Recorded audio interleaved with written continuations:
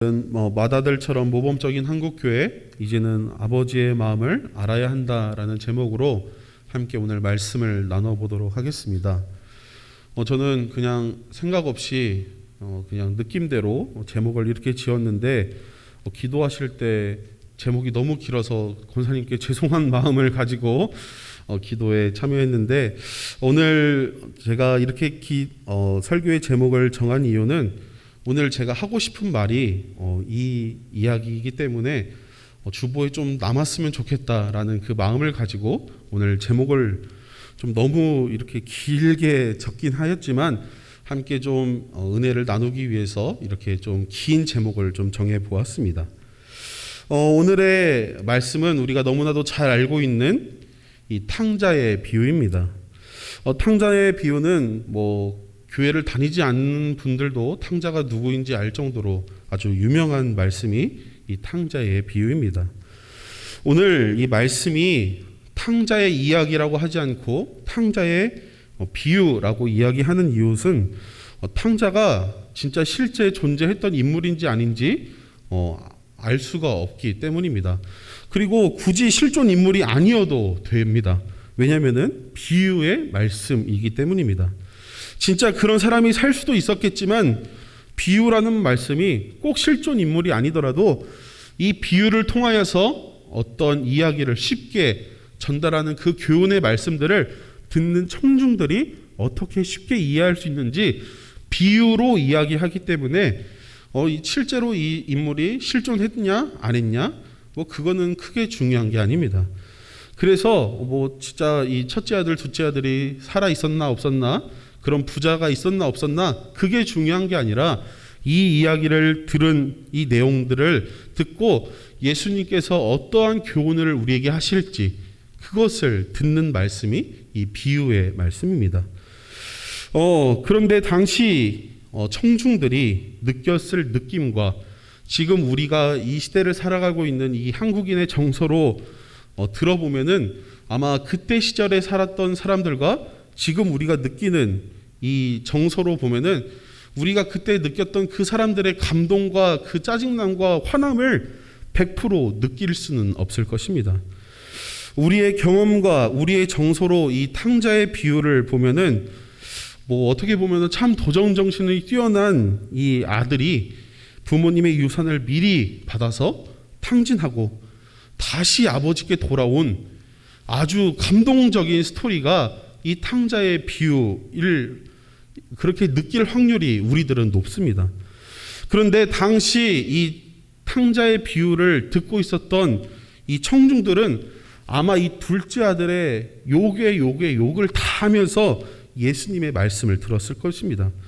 그렇게 이 청중들이 격분하면서 이 예수님의 말씀을 들었던 이유가 한 3가지 정도가 있는데, 첫 번째는 유산을 요구했다라는 것입니다. 우리 한국 사회 상황 속에서는 미리 이 재산을 자녀들에게 상속하는 경우들이 종종 있다고 제가 들었습니다.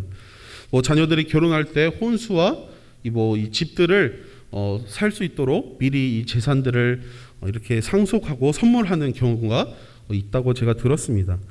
그래서 미리 아버지의 유산을 요구하는 것, 먼저 어떻게 아들이 유산을 요구하냐라고 그렇게 불편한 마음을 가지고 이 말씀을 볼 수도 있겠지만, 사실 완전 말도 안 되는 상황이 우리는 아니라고 느낄 수도 있을 것입니다. 하지만 당시 이 예수님 시대의 유산이라는 개념은 지금 우리들과는 조금 다른 개념을 갖고 있습니다. 당시 주된 재산은 부동산, 이 땅이었습니다. 땅이 주된 재산이었습니다. 그런데 이 땅은 단순히 재산으로만 가치 있고 가지고 있었던 것이 아니었습니다. 아버지가 가지고 있던 이 땅은, 이 재산은 공동체와 가문과 조상의 조상으로 물려받은 땅에서 다른 공동체의 다른 사람들의 공격에서 벗어나 평화롭게 살 수 있는 그 재산을 가지고 있었던 그 재산을 이 둘째 아들이 그 땅을 요구한 것이었습니다. 이 유산은 아버지가 죽은 뒤에 가문과 공동체가 잘 유지될 수 있도록 다시 아들들에게 물려주고 그 아들들은 또 그것을 잘 가꾸어서 아들들에게 다시 물려주는 것, 그게 바로 이때 당시의 유산이었습니다. 다시 말해서 조상들에게 물려받은 이 땅들을 점점 넓히고 그래서 다시 잘 가꾸고 그래서 우리 가문을 세워나가는 그것이 바로 이 예수님 당시의 유산이었다라는 것입니다. 탕자가 그 유산을 요구한 것입니다. 이미 청중들은 여기까지 듣고 두 가지 정도 열받았을 것입니다. 막 욕을 하면서 이 비유에 속으로 예수님이 앞에 있으니까 욕은 막 못하겠고 아마 속으로 막 욕을 하면서 이 이야기를 들었을 것입니다. 어떻게 살아있는 아버지의 유산을 요구하는 것일까? 이것은 아버지를 죽은 사람 취급하는 것이랑 똑같다고 이 사람들은 생각했을 것입니다. 두 번째는 지금도 똑같겠지만 갑자기 돈이 필요할 때 우리는 어떻게 해야 될까요? 여러 방법이 있겠지만 차나 땅과 같은 이 재산을 급하게 파는 방법이 있습니다. 제가 찾아보니까 전문 용어로 금매라고 하더라고요. 헐값에 이것들을 팔아버리면 된다고 합니다. 이렇게 물려받은 땅을 이 아들이 급하게 현금화하기 위해서 아마 조상들에게 물려받았던 아버지가 평생 일구어 놓은 그 땅을 아마 성경엔 나와 있진 않지만 금매로 급하게 팔아버렸을 것입니다. 그렇게 되면은 무슨 일이 일어나게 될까요?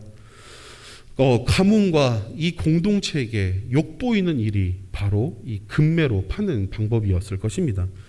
그리고 이렇게 헐값에 땅을 팔게 되면은 또 어떠한 문제점이 생기냐면은 가문과 공동체에게도 위험이 될 수 있는 상황입니다. 급하게 팔다 보면은 가문과 공동체가 무엇이 중요합니까? 이 땅을 더 많은 돈을 주고 더 빨리 사가는 사람에게 무조건 파는 것, 그게 1순위 아니겠습니까? 그렇기 때문에 이 아들은 돈 많이 주고 빨리 사가는 사람이 첫 번째였지 우리 가문과 잘 지낼 수 있는 사람에게 팔거나 아마 그러지는 않았을 것이라는 것입니다. 그래서 아마 이 비유의 말씀을 듣던 이 청중들은 화가 나면서 이 이야기를 듣고 있었을 것입니다. 여기까지만 하더라도 이 둘째 아들은 아버지의 등에, 아버지의 가슴에 아마 여러 가지의 비수를 꽂았을 것입니다. 그런데 13절 말씀을 보니까 그 돈을 가지고 먼 나라 외국으로 떠나버리는 사건이 바로 이어집니다. 당시 이 타 지역, 타 나라권으로 간다는 것은 가문과 이 공동체의 보호를 포기하겠다라고 이야기하는 것과 똑같았을 것입니다. 다시 말해서 언제 죽어도 이상한 일이 아닌 상황이 이 아들이 타국으로 떠난 사건이라는 것입니다. 그리고 이 둘째 아들은 가문과 공동체와 아버지에게 씻을 수 없는 상처를 두고 떠나 얼마 되지 않아 이 재산들을 다 탕진하게 됩니다. 16절 말씀을 보면은 16절 말씀을 보면은 이 돼지 먹는 쥐염 열매를 먹으면서 배가 채운다는 이야기가 나옵니다. 이 둘째 아들의 큰 문제점은 이 쥐염 열매를 먹는 것으로 알 수 있는데 자기 자신을 천하고 천한 존재로 자기 자신이 만들었다라는 것입니다. 주일 설교 때도 목사님께서 말씀하셨던 이야기지만 당시 이 사람들은 이 개, 돼지 이런 동물들을 굉장히 천하게 여겼습니다. 그래서 당시 유대인들이 이방인을 천하게 이야기할 때 이 동물 취급을 하면서 불렀던 것을 성경을 보면은 알 수가 있습니다. 이방인인 이 수로보닉의 여인에게 개 취급하면서 수치심과 모욕감을 주기 위해서 예수님께서 주일 설교를 우리가 잠깐 생각해 보면은 개 취급한 게 아닙니다. 유대인들이 개 취급하면서 무시했던 천박하게 여겼던 이방인, 그것도 여인. 이 여인이 이렇게 훌륭한 믿음과 확실한 믿음을 가지고 있다라고 보여주기 위해서 굳이 개라고 취급을 안 하셔도 됐을 텐데 주일 말씀에 보면은 예수님께서 이방인들에게 그러한 취급들을 하셨던 것을 우리는 기억할 수 있습니다. 수로보니게 여인의 대답은 더 가관이었습니다. 네, 제가 걔가 맞습니다 라고 이야기하는 것이었습니다. 그 정도로 이 여인은 절실을 했습니다. 예수님을 전적으로 신뢰했다는 것을 이 여인의 대답만 보더라도 알 수가 있습니다. 이 정도로 동물을 천하게 여겼는데 그런 둘째 아들이 돼지가 먹는 열매를 먹었다? 그것은 내가 그냥 천해지겠다라고 그 자신이 그냥 발표한 것과 다름이 없다라는 것입니다. 이 이야기를 듣고 청중들은 아마 혀를 차면서 이야기를 들었을 것입니다. 아이고, 저 자식 그럴 줄 알았다. 부모님 유산, 아버지를 죽은 사람 취급하면서 아버지의 유산을 받아가더니 너 그럴 줄 알았다 라면서 청중들은 속으로 생각했을 것입니다. 우리가 생각하고 있는 것보다, 우리가 아는 것보다 이 둘째 아들은, 이 탕자는 어마어마하게 나쁜 녀석이었던 것 같습니다.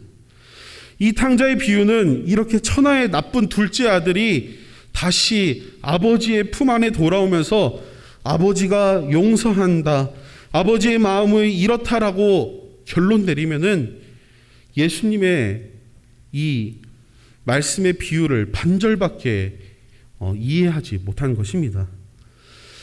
이 탕자의 비유는 둘째 아들의 회심이 주된 내용이 아니라는 것입니다.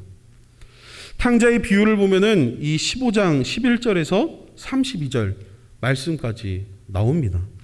11절 굳이 이렇게 나누진 않지만 11절에서 20절을 보면은 둘째 아들의 이야기가 나옵니다. 20절에서 24절은 아버지가 둘째 아들을 기다린 이야기가 나옵니다. 25절에서 32절의 말씀을 보면은 맏아들의 이야기로 구성된 것을 볼 수가 있습니다.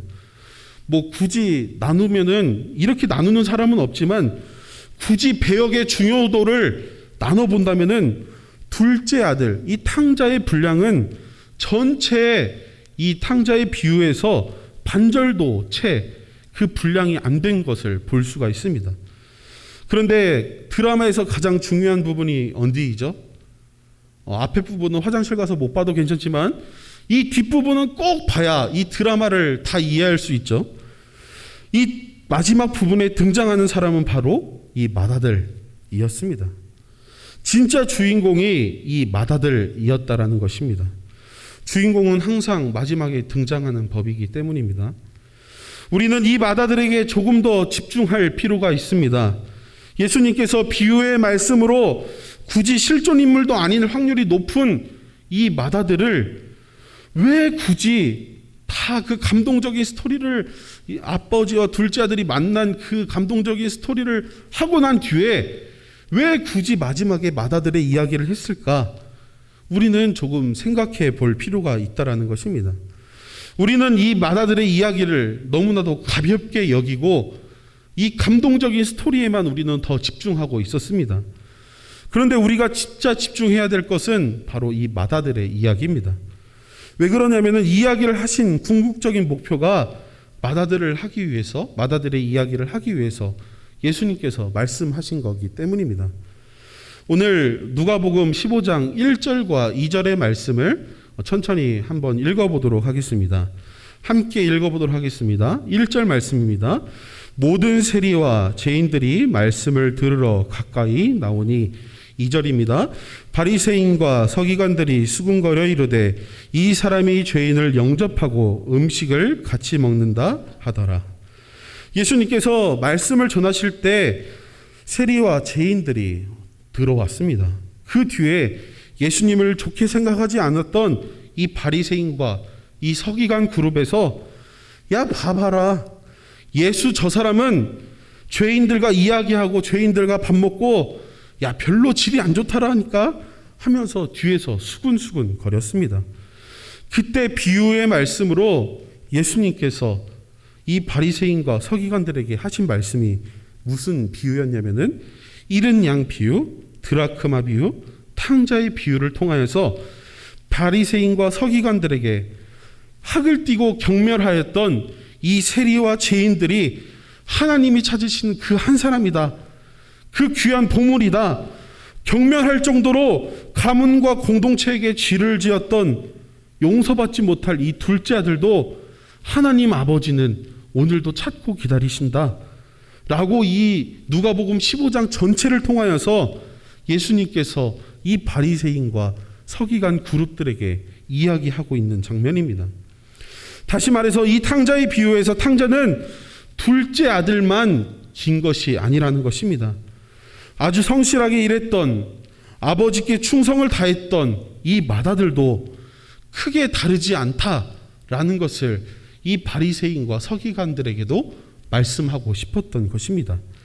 이 탕자의 비유를 굳이 제가 만약에 이 비유를 다시 이름을 지어본다면은 저는 이렇게 지어보고 싶습니다.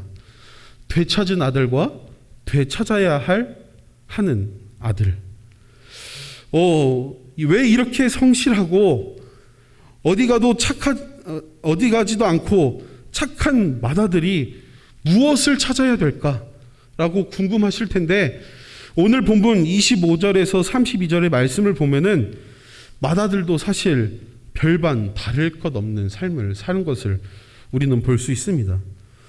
아버지는 가족과 가문과 공동체의 건강과 안위를 위해서 평생을 노력하며 살아셨습니다. 그리고 아들들은 그 아버지의 뜻을 받들어 열심히 더 노력하고 아버지를 뜻을 이루기 위해서 살아야 합니다. 맏아들은 아버지의 뜻을 받들어 아버지 아래서, 아버지 밑에서 아버지의 일을 도우며 가족과 가문과 공동체의 건강과 안위를 위해서 오늘도 땀 흘리며 열심히 노력하였습니다. 그렇게 아버지 아래서 성실하게 일하고 있었던 그때에 마을에 축제가 벌어졌는데 사람들이 욕하고 사람들이 손가락질했던 그 둘째 동생 녀석이 이 자기의 마을에 왔다라는 것을 이 아들이 들었습니다. 그렇다면은 이 큰 아들은, 이 맏아들은 어떻게 아버지께 이야기했어야 될까요? 그렇다면 아버지의 뜻을 받아들여 살아온 맏아들은 이 둘째 동생을 어떻게 받아들였어야 될까요? 열받겠지만 다시 우리 공동체로 돌아온 이 둘째 아들을 아버지와 같이 맞이해 주었어야 될 것입니다. 이 둘째 동생을 사랑으로 아버지의 뜻을 따라 맞이해 줬어야 될 것입니다. 그게 바로 아버지의 뜻을 따르는 아들의 자세였을 것입니다. 그러나 맏아들은 재산을 가지고 나간 아들을, 아버지를 죽은 사람 취급한 녀석이 돌아왔는데 또 아버지의 유산을 내가 나눠야 돼?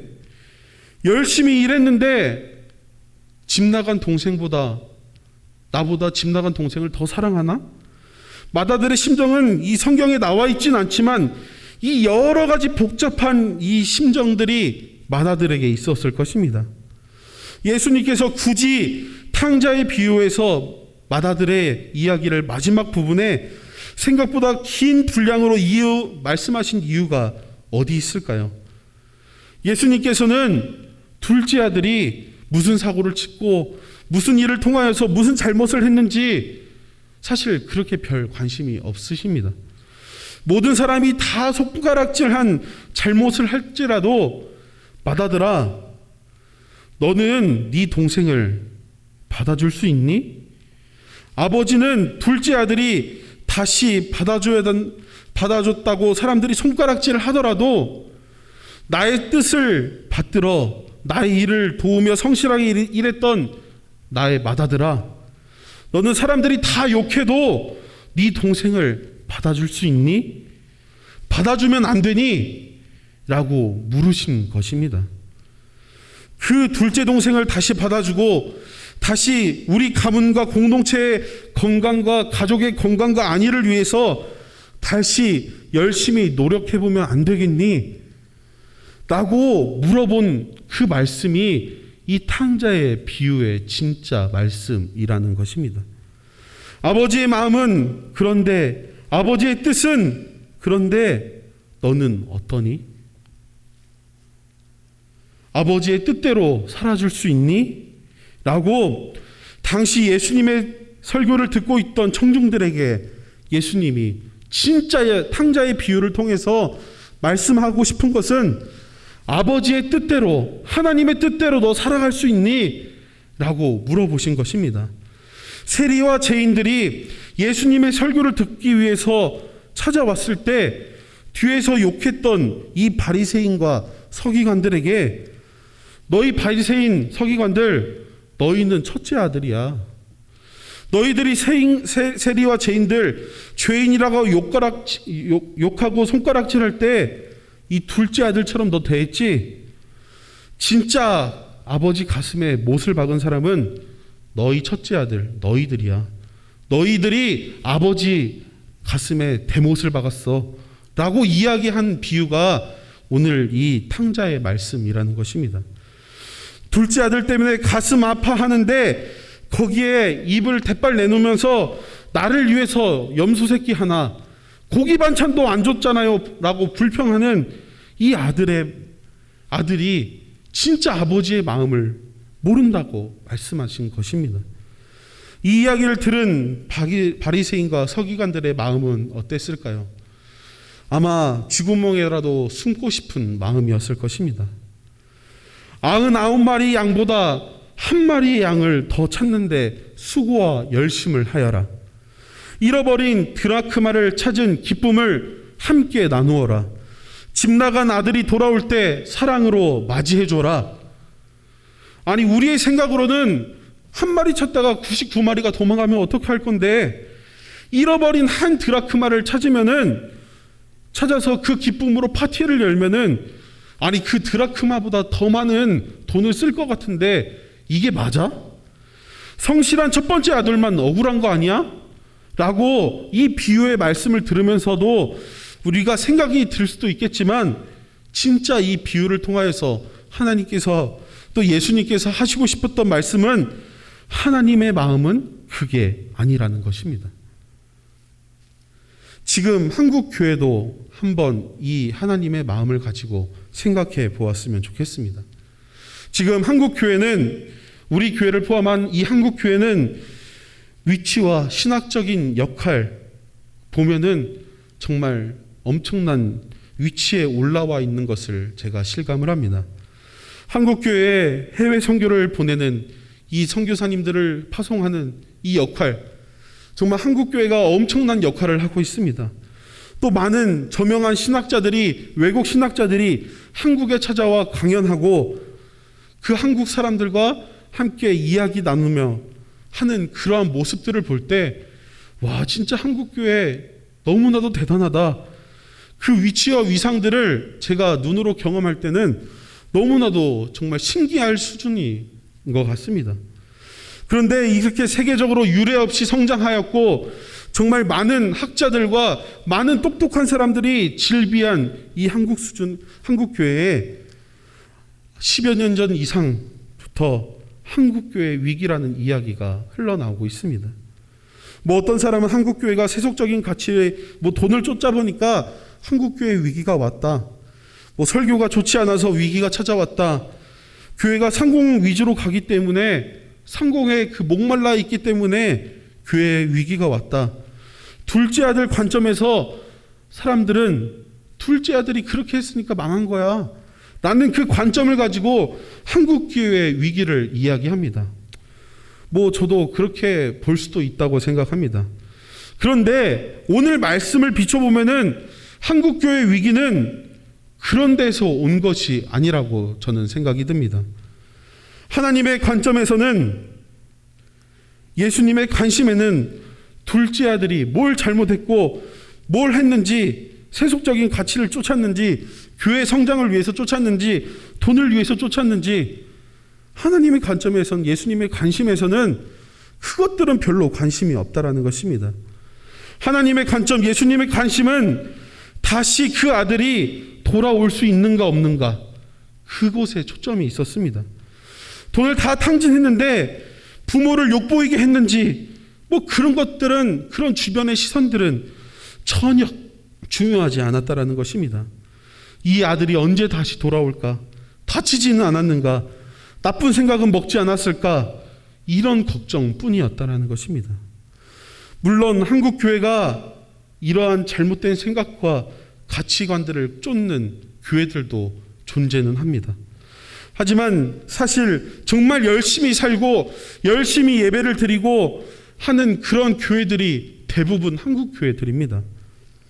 진짜 맏아들처럼 묵묵히 한국 교회를 지켜오며 묵묵히 아버지의 뜻을 따라 한국 교회가 얼마나 열심히 살고 있는지, 또 교회에서 사역을 하고 교회 안에 있는 사람들이라면은 한국 교회 위기라고 이야기하는 것이 정말 불편할 것입니다.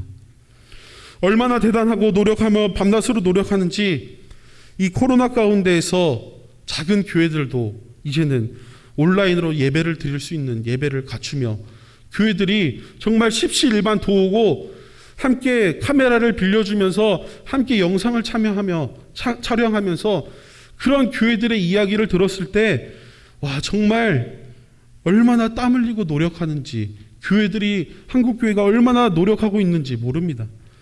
동기 전도사님들이랑 통화하면서 이런저런 이야기를 나누면은 예배, 온라인 예배 녹화하기 위해서 어디 지역까지 가서 찍고 오고 하고 막 그런 여러 자랑들도 합니다. 진짜 얼마나 성실하게 사역하고 교회들이 노력하는지 모릅니다. 몇몇 교회들의 그런 잘못된 상식 이하의 수준의 그 행동들로 인하여서 한국 교회 전체가 그렇게 평가하고 위기라고 평가하는 것이 무리가 있어 보입니다. 그런데 조금 말장난같이 보이겠지만 다른 의미로 한국 교회는 지금 위기의 순간인 것은 확실한 것 같습니다. 코로나 이 팬데믹 상황 속에서 그 위기는 더 진해진 것 같습니다. 교회의 위기가 찾아온 이유는 복음이 허접하거나 시대착오적인 이야기를 하거나 설교자들이 자질이 부족해서 그런 이유는 아닙니다. 바로 이 목양, 교회의 위기가 찾아온 것은 바로 이 목양입니다. 목양은 교역자들이 하는 것이 목양이 아닙니다. 하나님 아버지의 마음을 가지고 성도를 대하는 마음, 그것이 목양입니다. 하나님 아버지의 마음을 가지고 대하지 않기 때문에 교회의 위기가 찾아오기 시작한 것입니다. 중세 후기 교회의 암흑시기라고 이야기하던 이 14세기 유럽에 8천만 명에서 2억 명 정도의 목숨을 앗아간 이 흑사병이 대유행을 하였습니다. 흑사병이 대유행할 때 교회는 어떻게 대처했냐면은, 여기서 말하는 교회는 로마 카톨릭입니다. 전염병은 하나님의 심판이라고 이야기해야 했습니다. 중세교회는 이러한 흑사병, 이 전염병을 퇴치하기 위해서 미신과 주술과 같은 방법들을 동원하여서 이 흑사병을 막기 위해서 노력하였습니다. 그런데 그런 미신과 주술 같은 방법도 안 되니까 예수님을 십자가에 못 박혔던 유대인들을 전부 다 잡아다가 학살하기 시작하였습니다. 너희들이 예수님을 십자가에 못 박아서 우리들이 지금 이러한 전염병을 겪고 있다고 하면서 이 유대인들을 모조리 잡아다가 핍박하고 학살하기 시작하였습니다. 이 말도 안 되는 이야기가 중세 교회에서 일어난 것입니다.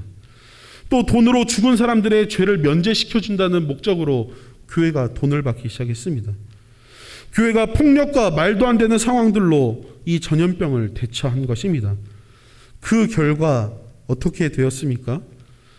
교회가 이러한 문제 가운데 하나님의 마음은 불구하고 폭력적으로 세상적으로 생각했을 때도 상식 이하의 방법들로 대처했을 때 교회는 어떻게 되었습니까?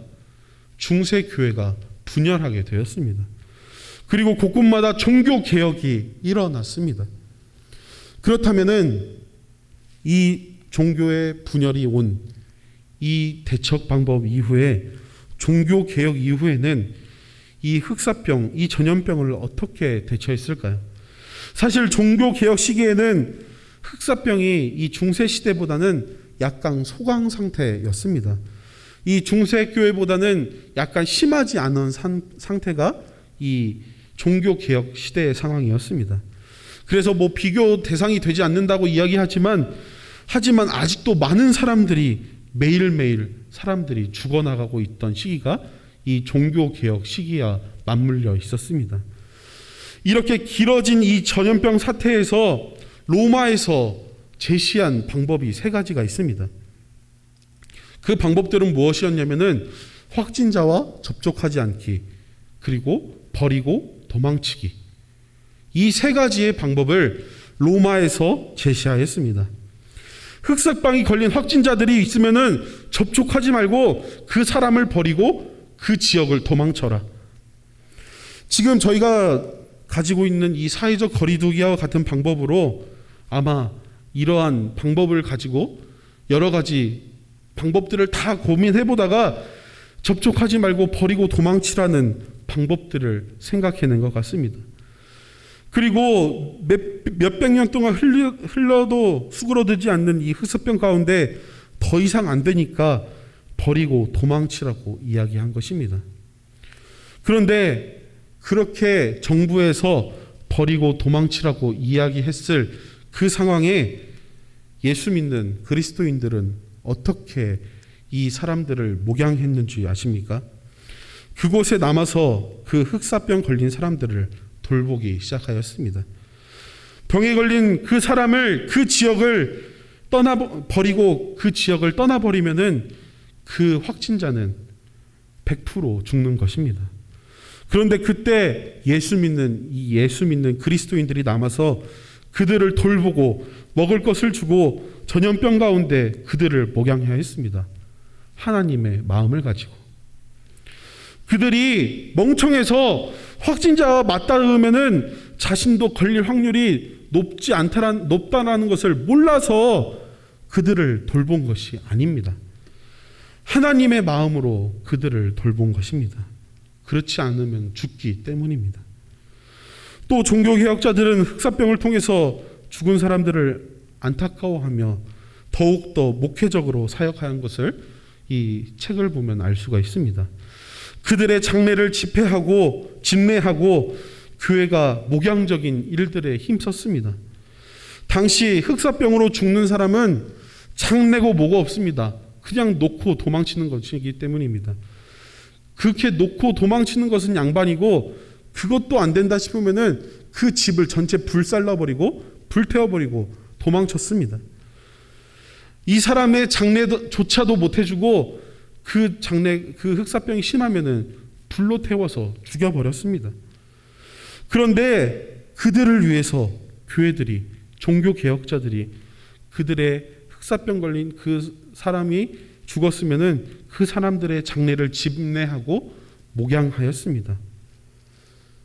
그때 교회가 폭발적으로 성장한 것입니다. 종교개혁가들의 수준이 높아서, 종교개혁가들이 똑똑해서, 신학적인 확립을 잘해서 교회가 문제가 없어서 교회가 폭발적으로 성장한 것이 아닙니다. 지금보다 더 편한 예배당과 더 좋은 시스템들이 교회가 있어서 이때 당시에 교회가 성장한 것이 아닙니다. 이야기를 다시 생각해 보면은 사람들이 교회 나와 보니까 세상과 별로 다를 것이 없으니까 교회에 나오지 않는다라는 이야기와 똑같습니다. 교회의 성장이 멈추고 위기가 찾아왔다라는 이야기입니다. 교회 나와 보니까 야, 우리 교회 몇 년 됐어? 야, 우리 교회 이번 주 몇 명 출석했어? 야, 우리 교회 뭐 했어? 야, 우리 교회 차 바꿨어? 야, 우리 교회는 무슨 사역해?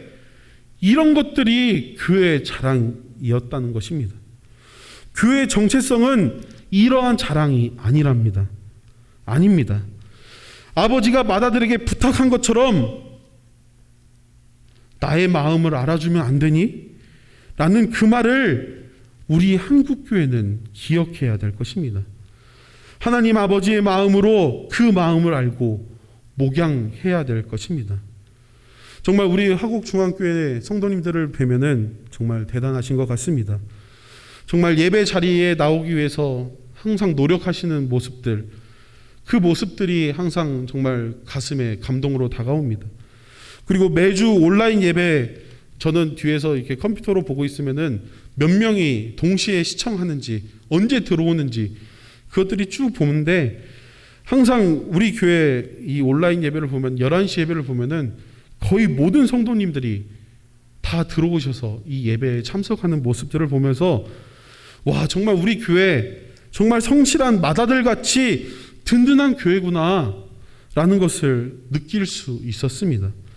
그런데 이렇게 아버지 아래서 든든하게 성실하게 지내고 있는 우리 화곡중앙교회가 기억하고 더 나아가야 할 방향은 하나님 아버지의 마음을 조금 더 헤아려 보는 것입니다. 그리고 서로 목양하고 서로 돌보고 예배의 자리에 나오고 있지 못한 성도님들이 계시면 그 사람들이 세리이고 죄인이라고 손가락질하고 욕하는 것이 아니라 그들이 다시 둘째 아들로 받아들일 수 있도록 그 둘째 아들을 받아들일 수 있도록 하는 그 하나님 아버지의 마음을 가지고 그들을 목양하며 한 번이라도 더 연락해보고 그들을 위해서 기도할 수 있어야 된다는 것입니다.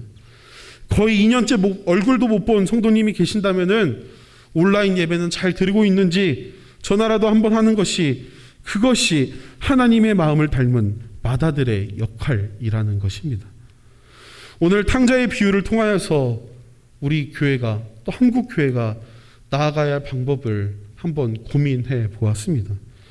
과연 우리는 하나님의 마음을 가지고 신앙생활하고 있는지 아니면 맏아들처럼 열심히 일하고는 있지만 속으로는 나의 불만과 나의 여러 가지 상황들로 아버지의 뜻보다 나의 욕심, 이 원망이 더 앞서고 있고 있는지 아닌지 한번 생각하며 우리의 신앙을 점검하는 시간이 되었으면 좋겠습니다. 오늘 말씀을 생각하며 기도의 제목을 놓고 함께 중보로 기도하였으면 좋겠습니다. 우리 첫 번째로 기도할 제목은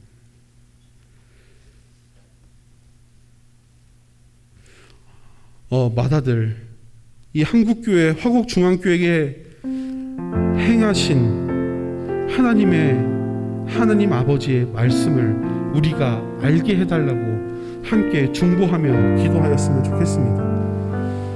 맏아들은 정말 하나님의 뜻을 알고 있는 사람이었습니다. 그리고 열심히 자기의 몫을 잘 일하고 있는 사람이었습니다. 그러나 자신에게 다가온 여러 가지 상황들 가운데 하나님의 마음을 알기보다는 자신의 문제, 자신의 안위만 더 걱정하였습니다.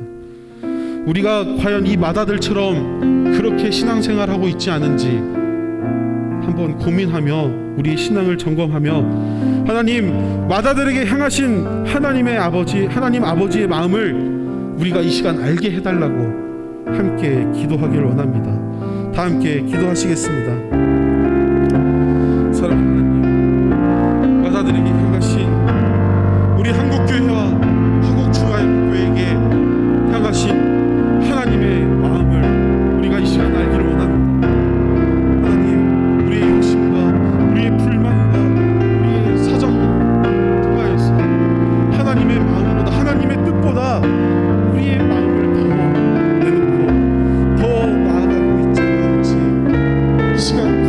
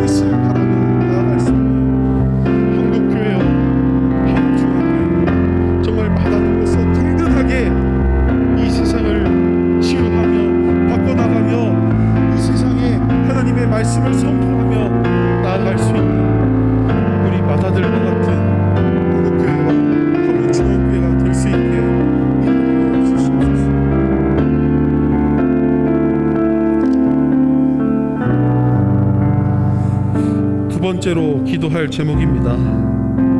우리가 목양으로 돌봐야 할 우리 성도님들을 위해서 함께 중보하는 시간이 되기를 원합니다. 원하지 않는 질병으로 힘들어하시는 우리 성도님들을 위해서 영적으로 경제적인 것으로 또 관계의 어려움으로 예배 드리고 있지 못하고 낙오되어 있는 우리의 목양을 기다리고 있는 성도님들을 위해서 함께 중보하며 기도하시겠습니다. 함께 기도하시겠습니다.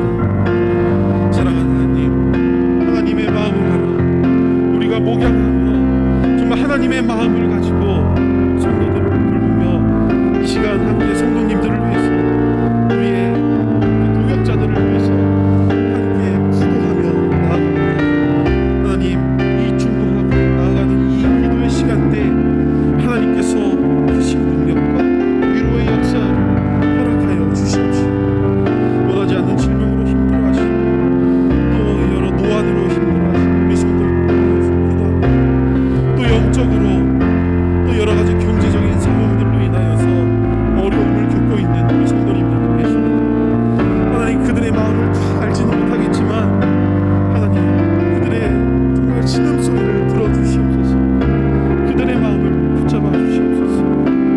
또 관계의 어려움, 사람과의 관계 때문에 상처받고 정말 아파하며 이 예배 자리에 나오고 싶어도 정말 그 관계의 어려움 때문에 나오지 못하는 우리 성도님들 계십니다. 하나님, 우리의 목양, 우리의 그 하나님의 마음을 기다리는 우리 성도님들을 위해서 함께 이 시간 중보하며 기도하오니 하나님, 이 시간 그들에게 찾아가 주셔서 위로하여 주시고 평안과 샬롬의 평화를 허락하여 주시옵소서.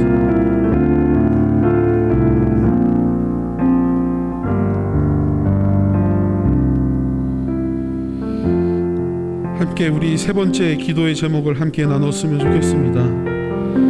우리 교회와 우리 나라뿐만 아니라 세계를 위해서 목양하는 마음으로 함께 중보하기를 원합니다. 아프간을 비롯해서 세계 여러 나라의 분쟁과 문제, 또 환경 문제로 인하여서 여러 자연재해, 또 여러 갈등과 전쟁이 끊이지 않는 이 상황 속에서 예수님의 사랑으로 하나님의 마음으로 우리가 기도하며 나아갈 때 정말 회복되고 치유되는 역사가 있게 해달라고 함께 이 기도의 제목들을 가지고 함께 기도하시겠습니다. 함께 기도하시겠습니다. 사랑하는 하나님, 정말 세계 여러 곳에서 자신들의 이익을 위하여서 정말 죄도 없는 여러 사람들이 피해를 보고 아파하고 정말 죽음으로 나아가는 정말 많은 그 아픈 정말 그런 뉴스들과 기사들을 보면서 하나님, 원통하고 원망스럽습니다. 하나님, 아프간을 비롯하여서 많은 세계 나라의 분쟁들과 여러 문제들, 하나님, 그 문제들을 해결할 수 있는 사람은 아무도 없습니다. 그 문제를 해결할 분은 하나님밖에 없음을 우리가 이 시간 고백합니다.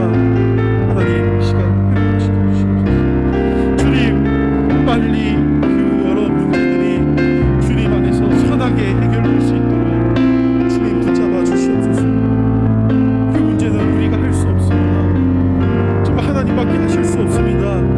그 사람과 사람과의 관계, 자기의 이익 간의 관계, 그 모든 얽혀있는 그 실타래를 사람의 힘으로 풀을 수 없습니다. 하나님, 도와주시옵소서. 우리의 죄로 인하여서 환경이 많이 파괴되며 정말 자연재해들, 정말 내릴 수, 사람이 감당할 수 없는 그 비들과 또 가뭄들이 우리의 목숨을 위협하고 있습니다. 하나님, 도와주시옵소서. 하나님의 마음을 치유하여 주시옵소서. 주님, 회복시켜 주시옵소서. 주님, 도와주시옵소서.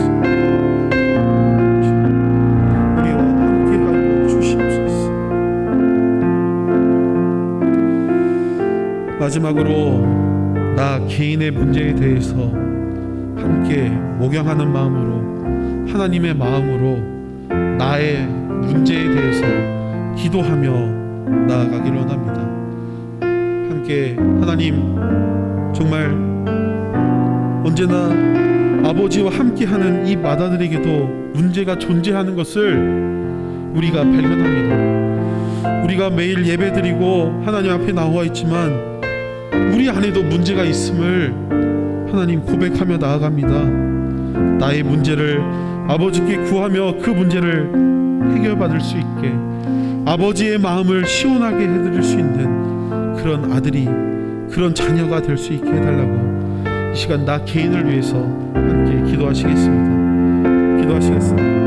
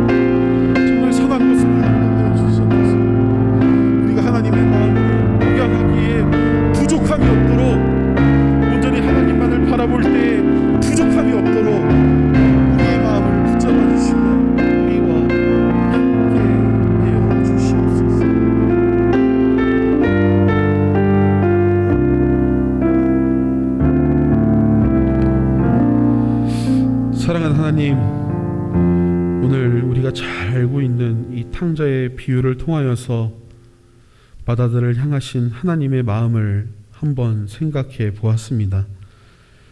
하나님의 마음 참 어렵고 사람의 생각으로 다 이해할 수는 없지만 우리가 조금 더 하나님의 마음을 헤아려 보는 성도가 다 될 수 있게 인도하여 주시옵소서.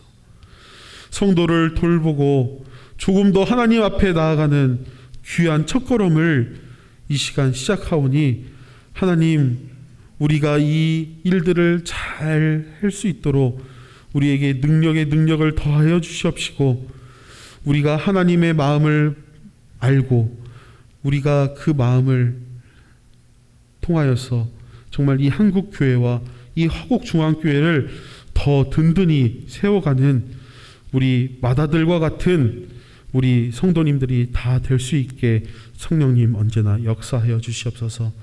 하나님, 우리의 마음을 받아주시고 온전히 하나님의 뜻을 이루며 나아가는 우리 화곡중앙교회와 모든 성도님들이 될 수 있게 성령님 인도하여 주세요. 오늘도 주님께 모든 걸 맡겨오며 사랑이 많으신 예수님의 이름으로 기도합니다. 아멘.